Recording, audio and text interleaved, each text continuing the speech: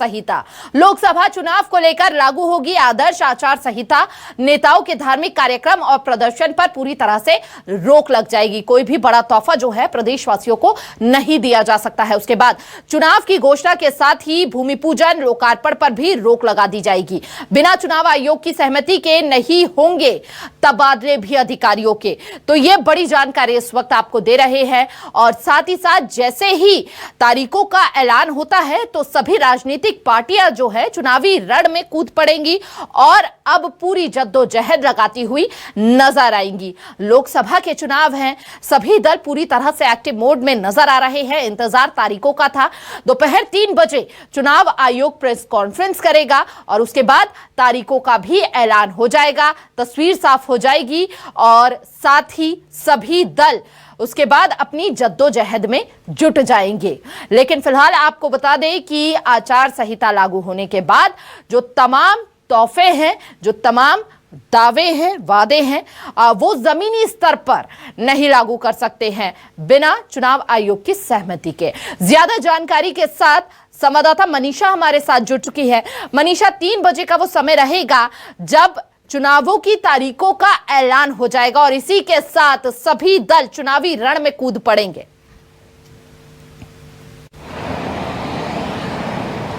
देखिए, विधानसभा के इलेक्शन के बाद अब बारी थी लोकसभा चुनाव की और लोकसभा चुनाव का इंतज़ार सभी को था। सभी इंतज़ार कर रहे थे कि कब लोकसभा की तारीखें डिसाइड होंगी और अब आखिर वो वक्त आ चुका है जब आज दोपहर 3 बजे चुनाव आयोग की तरफ से लोकसभा चुनाव की जो तारीखें हैं उनका ऐलान कर दिया जाएगा। अब देखिए, आज से जो आदर्श आचार संहिता है वो लागू हो जाएगी। आदर्श आचार संहिता के लागू होने के बाद से कई काम हैं जिन्हें रोक दिया जाएगा। किसी भी तरीके का कोई लोकार्पण नहीं हो पाएगा, किसी भी तरीके की किसी धार्मिक काम में कोई भी नेता या मंत्री शिरकत नहीं कर पाएगा। ऐसे में लगातार जिस तरीके से लोकसभा चुनाव की तैयारियों में हर एक पार्टी जुड़ी हुई थी, सब अपनी तरफ से पूरी कोशिश कर रहे थे, हर एक जद्दोजहद कर रहे थे ताकि वो ज़्यादा से ज़्यादा सीटों पर लोकसभा चुनाव में बढ़त हासिल कर सकें।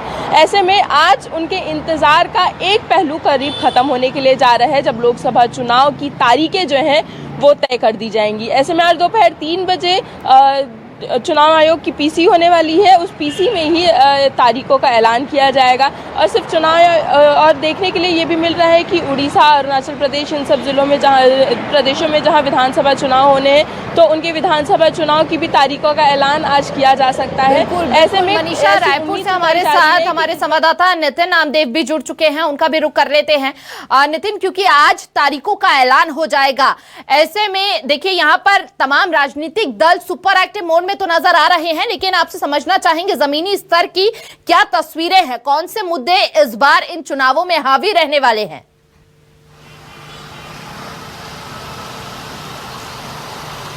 देखिए, निश्चित तौर पर 3 बजे के बाद पूरे देश भर में आदर्श आचार संहिता लग जाएगी और छत्तीसगढ़ का भी एक प्रमुख पहलू है। और जिस प्रकार से छत्तीसगढ़ में चुनाव होते हैं, जो भी चुनाव हुए हैं 2 चरण में होते दिखाई दिए हैं क्योंकि नक्सल प्रभावित क्षेत्र छत्तीसगढ़ के कई हिस्से हैं।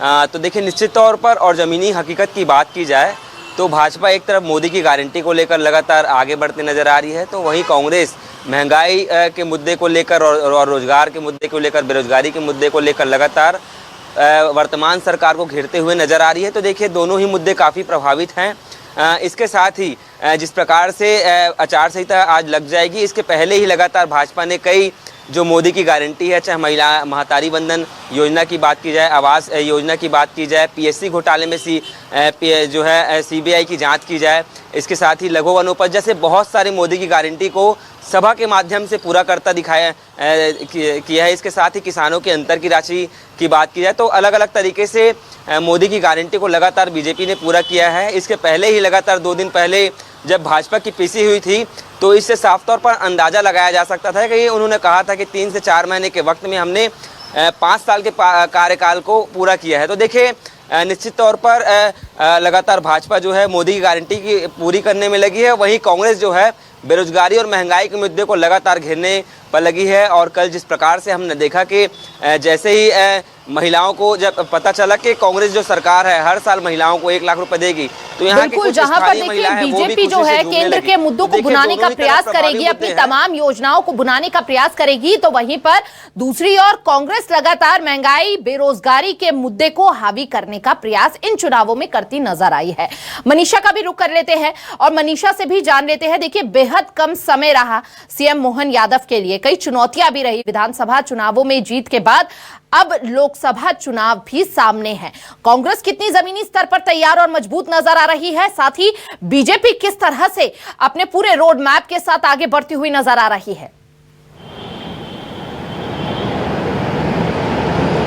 देखिए, विधानसभा चुनाव में जिस तरीके से बीजेपी को जीत हासिल हुई थी, उसके बाद लोकसभा चुनाव में कहीं ना कहीं कहा जा सकता है कि थोड़ी आसानी हो सकती है बीजेपी को अपनी सीटों पे बढ़त हासिल करने के लिए। ऐसे में लगातार देखा जा रहा था कि मुख्यमंत्री डॉक्टर मोहन यादव के द्वारा लगातार जो है वो जिलों के दौरे किए जा रहे थे, आम जनता से संबोधित किया जा रहा था, हर एक युवा वर्ग को, हर एक वर्ग को अपने तरफ खींचने की कोशिश की जा रही थी। ऐसे में बीजेपी ही नहीं, कांग्रेस भी लगातार जुटी हुई है कि वो आम जनता से जितना हो सके बातचीत करे।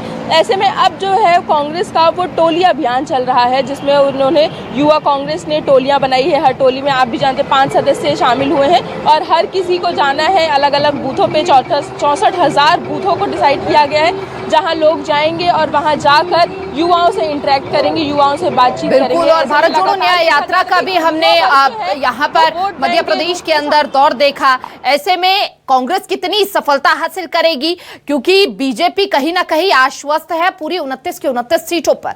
बहुत बहुत शुक्रिया आपका मनीषा। नितिन, आपका तमाम जानकारी साझा करने के लिए। और आज चुनावों की तारीखों का ऐलान हो जाएगा। हालांकि सभी राजनीतिक दल सुपर एक्टिव मोड में नजर आ रहे हैं। प्रदेश